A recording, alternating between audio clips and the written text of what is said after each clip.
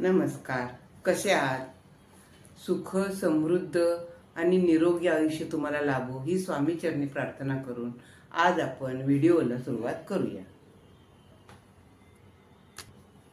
आज आपण पेरूचं ज्यूस बनवणार आहोत, सरबत किंवा ज्यूस दोन्ही म्हणू शकता।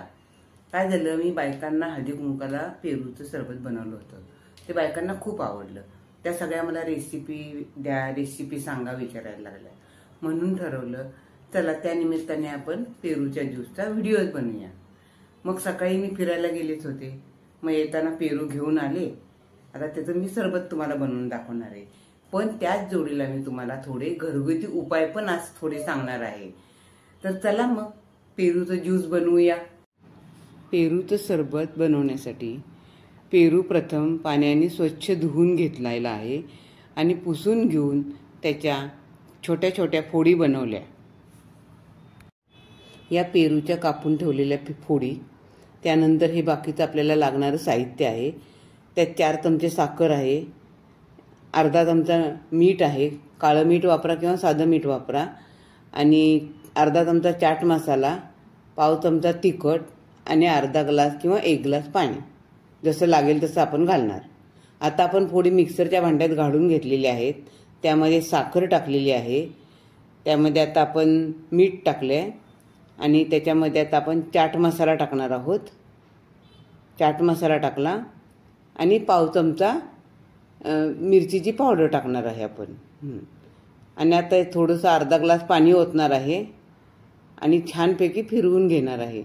खूप छान असं बारीक केलं ना तर फक्त त्याच्यामध्ये काही राहत नाही आणि फक्त बियाच राहतात, बाकी काही राहत नाही। खूप सुंदर सरबत होतं, ह्याला काही जास्त साहित्य पण लागत नाही।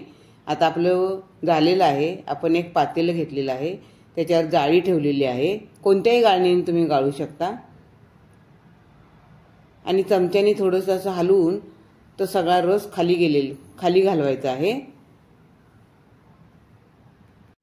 हे बघा, फक्त बियांचा असा चोथा निघतो आपला, बाकी काही नाही। आता हे तयार झालेलं सरबत सर्व करायचं आहे, त्यासाठी 2-4 बर्फाचे तुकडे टाकायचे। जसा हा बर्फ हवा असेल तर टाका, नको असेल तर नका टाकू, आणि मग हे असं त्याच्यामध्ये ओतून घ्यायचं आहे। तुमच्याकडे जे असेल ती स्ट्रॉ घाला, सजावटीसाठी पेरूचा एक तुकडा कापून त्याच्यावर लावा, आणि असं सरबत तुम्ही बनवा। खूप सुंदर लागतं, तुम्हाला नक्की आवडेल, बघा करून। आता आपण काही घरगुती उपाय बघूया।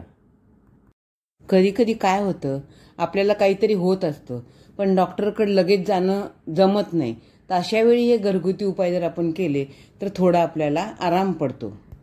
जर तुमच्या पोटात गॅसचा त्रास होत असेल तर लिंबाच्या रसासोबत थोडा ओवा खा, त्रास थोडा कमी होईल, किंवा पोटाला हिंगाचं पाणी लावा, किंवा चिमूटभर हिंग खाऊन त्याच्यावर गरम पाणी प्या, त्यामुळे थोडासा त्रास तुमचा कमी होईल। जर तुम्हाला सर्दी आणि कफ झाला असेल तर तुम्ही काय करा, ज्येष्ठमध खा, किंवा वेलची खा, किंवा आडुळशाचं पान आणि तुळशीचं पान, त्यात थोडं वेलची थोडं लवंग टाकून त्याचा काढा बनवून प्या, थोड्या वेळात तुम्हाला आराम पडेल।